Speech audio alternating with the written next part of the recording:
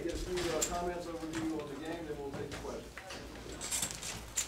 Well, what an incredible atmosphere. And it seems like we say the same thing over and over each time we come in here, but our fans are by far the best in the country. And this is why you come to UGA. When you get an opportunity to play in an atmosphere like that, in an environment like that, it was really incredible.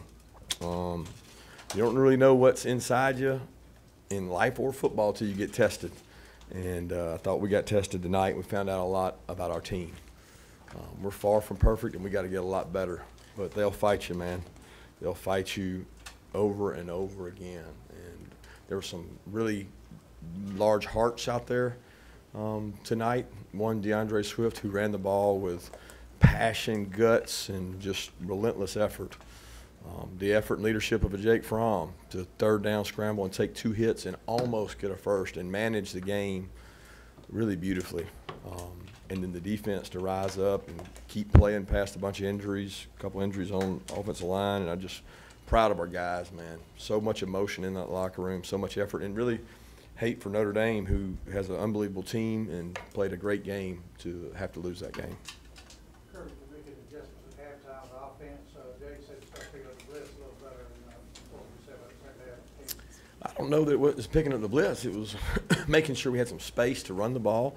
They were extremely aggressive playing the run, and I think they felt like they had to. That was their shot, to contain the run, stone the run, and they were playing downhill fast, extra guy in the box, and we really weren't able to make them pay for that early. Where in the second half, loosened them up a little bit, opened things up a little bit more, went a little more tempo when we had a chance, and basically wore them down. I mean, we were able to run the ball better because we had been running the ball, and I thought our conditioning played a major favor in that game as the game went on. Coach, what was going on with their tight end number 84? He was having a lot of success there at the beginning. A hell of a player. There's nothing going on with him. He's a great player, and when you're running boots, nakeds, waggles, all kinds of things, that guy's a phenomenal player. There's nothing going on with him. He was just a good football player, and they were targeting him a lot. If you noticed later in the game, they tried to target him, and we had 2 or 3 pass breakups on him. Kirby, Jake made a number of plays on third down tonight. Can you talk about his response in those situations, and then also particularly the touchdown pass where you were?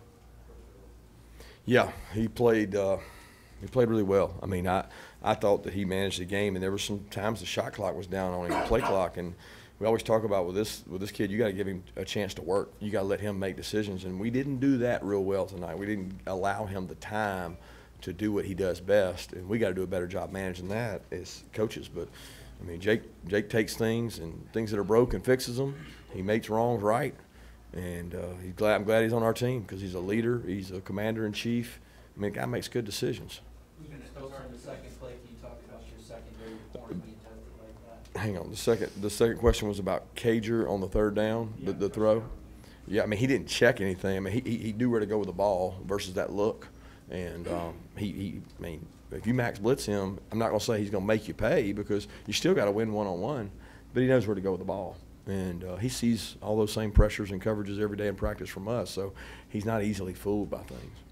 And the cornerbacks played so gone out early being tested in the secondary. Yeah, that was tough. I mean, if you told me the one spot we couldn't afford to lose somebody at that point, it was that one. And, I don't know. He came back in the game and played later, but I just don't know if he was 100% or not. It was a tough call whether to put him back in there. He wanted to go back in, and he did go back in and give him a blow, but I thought we were playing pretty good defensively, and we had rhythm. So we, had Tyreek in there and DJ.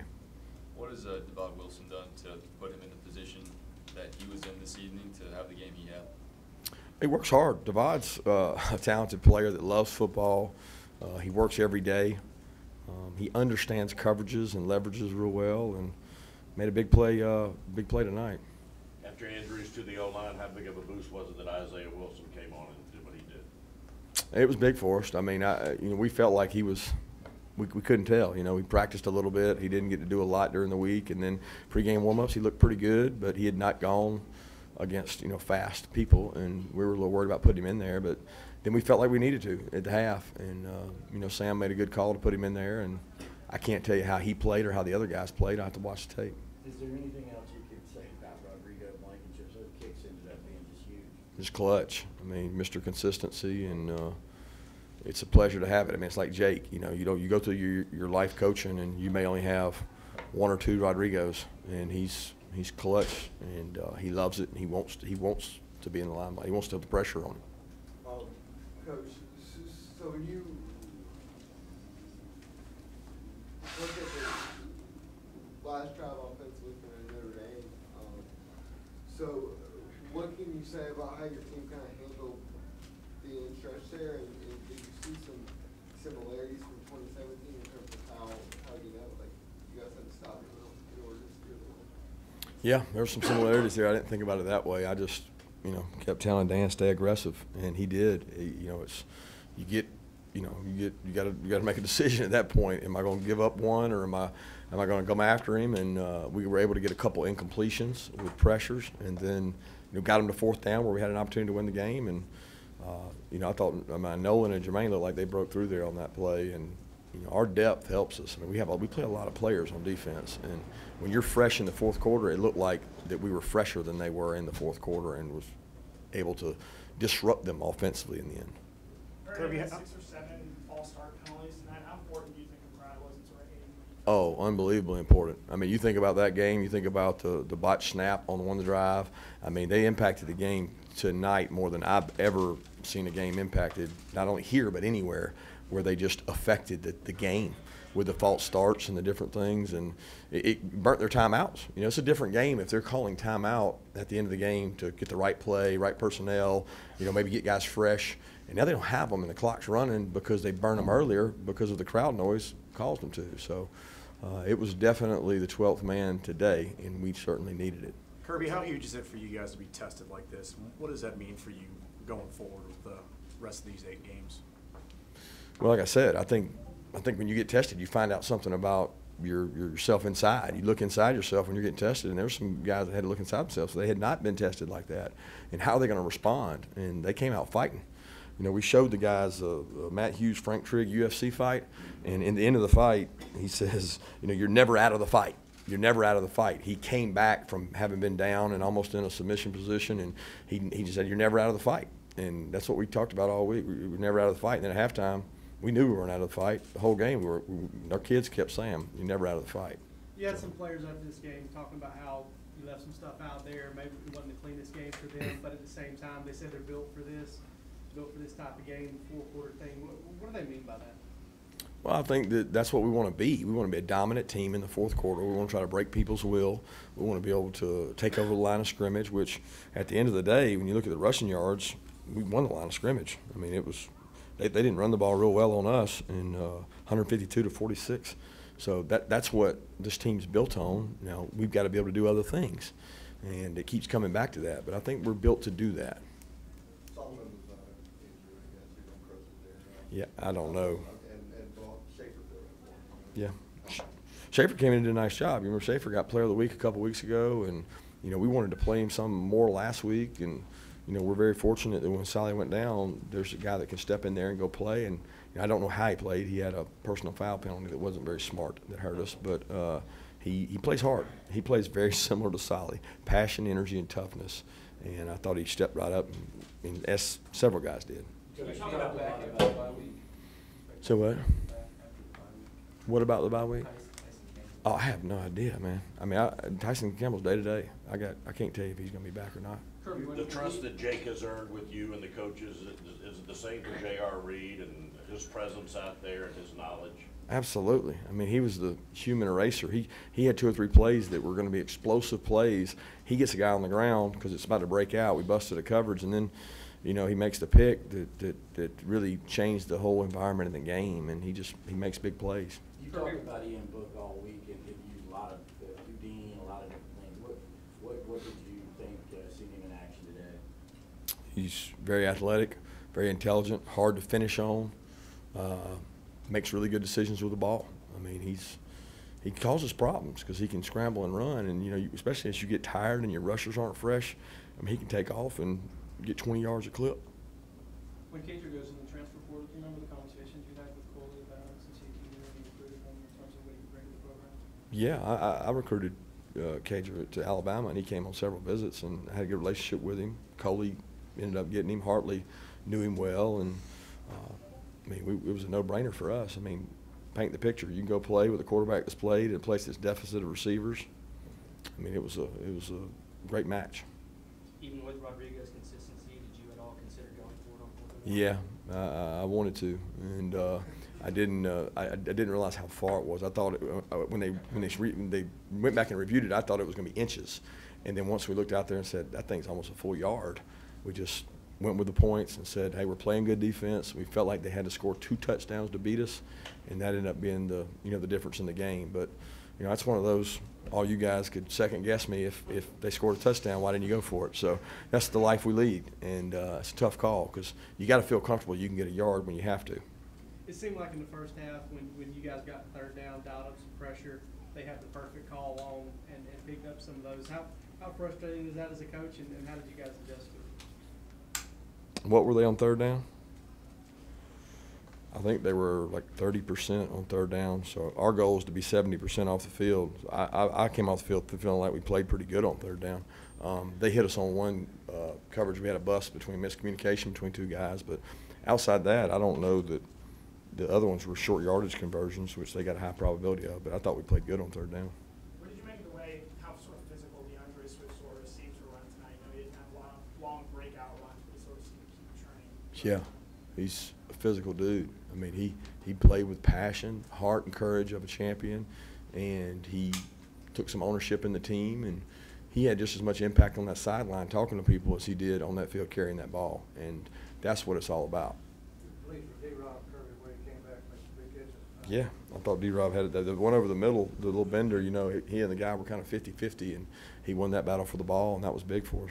Is the open date at a good time? You knew you were getting 2 of them this year. Yeah, I mean, I always think that open day comes at the right time.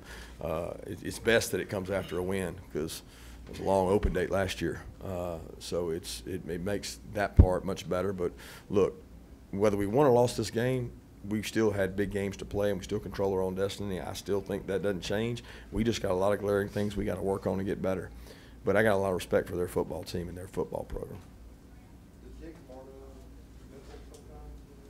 No, I don't know. I mean, kid didn't hit a great punt, but we picked him up. We got his back, and he's an unbelievable punter. He just didn't hit great punts tonight, and he'll go back to the drawing board, and we'll keep getting him better. You talked about turnover margin earlier this week. Yeah. Those 2 turnovers in the second half, particularly the odds to take on that first drive. Huge. I still don't know that we had him covered. I mean, it was, you'll have to be the judge and look at it. It was more he handed it to us than we just took it because it hit him and he had the first and it ricocheted off. So some of that's luck.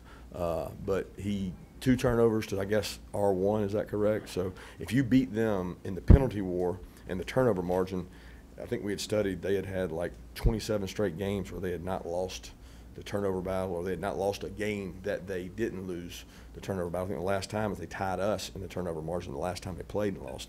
So it was just emphasized over and over this week about beating them in the turnover margin. And we couldn't get a fumble off of them, and we tried, but we did get the 2 picks. Sanford Stadium now has special effects like never before. What did you kind of think of that, and how much were you kind of paying attention to all that? I know you got a game. I have no idea what you're talking about. I was worried the power went out a couple times. I didn't blink. As long as my headphones worked, I was good. 2 more questions? Any special reason why you didn't go to Pickens more in the first half? He had single coverage, it looked like.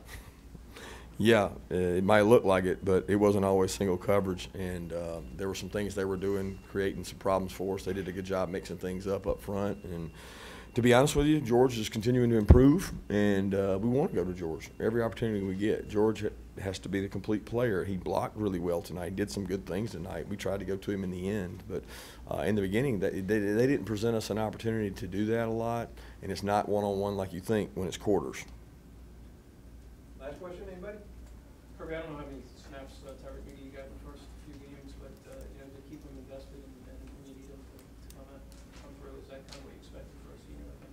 Yeah, Tyreek McGee is, he's from Peach County, where they make you hard and soiled, and you hit every day at practice. It's one of the toughest, most physical schools in the country, or our state. Kieras is from there. The kids you get from there are just tough as nails, and this kid has been through so much. He started last year. He wouldn't start, and he's had injuries, and he's very bought into the team. He'll do whatever you ask, and this week we told him we were down corners. If somebody gets hurt, you may have to play. Instead of repping at star and safety, we're going to put you at corner, and you know, he took reps at corner, and he went in the game and played.